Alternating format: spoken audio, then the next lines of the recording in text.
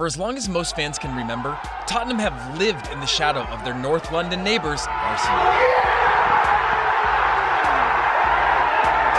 In the Premier League era, the Gunners have won the league 3 times, they've finished in the top 4 for 20 straight seasons, and a host of legendary world-class players have entertained in red and white shirts. They've even built statues for them. In that same era, the team that plays just 4 miles north of the Emirates Stadium has won only a couple of League Cups, and just 2 of the last 10 North London derbies. Sure, Spurs have had a few famous nights, but theirs has been a story of watching their fierce rivals soak up all the glory. The last time Tottenham finished above Arsenal in the league was 22 years ago, when Jurgen Klinsmann was their top scorer and Blackburn won the league. In the last decade and a half, Gunner supporters have mockingly celebrated St. Tottenham's Day, the day when Spurs cannot mathematically finish above them. Tottenham came agonizingly close to finishing higher in 2016, but they suffered from some stereotypical Spursiness on the final day of the season, getting smashed by relegated Newcastle to give up second place in the league to their despised rivals. And most of the time, St. Tottenham's Day has been celebrated much earlier than the last day.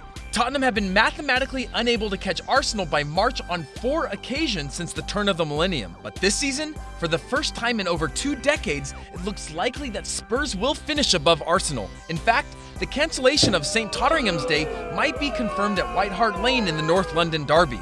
With all the chaos surrounding Arsene Wenger's side right now, it looks like the balance of power in North London might be shifting. So, have Spurs actually become a bigger club than Arsenal? Let's consider the evidence. Firstly, when it comes to the sizes of the clubs as businesses, Arsenal still have Spurs licked. According to Forbes, Stan Kroenke's side are the 5th most valuable club in the world at just over $2 billion. Spurs, by contrast, are 10th, worth only half as much at around $1 billion. The Gunners make nearly 3 times as much in matchday revenue and more than twice as much from commercial deals as well. Also, Arsenal are significantly bigger when it comes to fan bases. In 2011, it was estimated that there are over 100 million Arsenal supporters worldwide. That's roughly the populations of the UK and Canada combined, and it would make them the 3rd most supported side on the planet. Spurs are said to have fans in 214 countries, and they've seen rapid growth in markets like the USA and Korea, but they still have far fewer followers than their red counterparts. And Arsenal also have a significantly bigger trophy cabinet than their local adversaries. They have 13 league titles and 12 FA Cups in the books, while Tottenham have 8 FA Cups and just 2 league wins. The last one of those came in 1961. And you can buy lots of things in soccer these days, but you can't buy history. Well, unless you're Chelsea, but that's a whole nother story. But Arsenal fans, don't get too comfy. There's plenty of reason to suggest you're on your way to being dethroned as the Kings of North London. Tottenham's brand new £750 million stadium, set to open for the 2018-19 season, will have 61,000 seats. That's 568 seats more than the Emirates. It's less than a 1% difference, but the game at this level is all about squeezing out that extra 1%. And Spurs will soon have more fans watching their home games in one of the most spectacular stadiums in the world. That is hugely significant.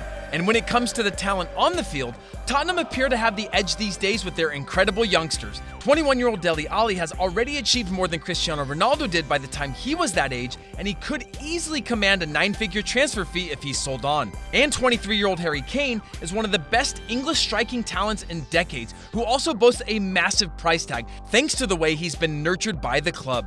Yes, Arsenal have a few world-class talents, but look at these 2 squads. Which has more young stars? Which is playing better football? And which has more potential to do better going forward? And it doesn't help that Thierry Henry recently declared, "It kills me to say this as an Arsenal fan, but my old club are not an attractive destination anymore for the top players."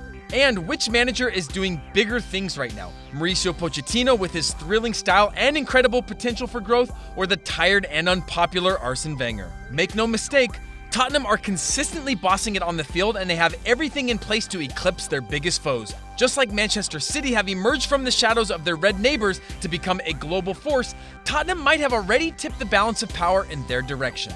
And one thing is for sure, the North London derby has become even more significant than it's been in years, and there could finally be a seismic shift in an age-old rivalry.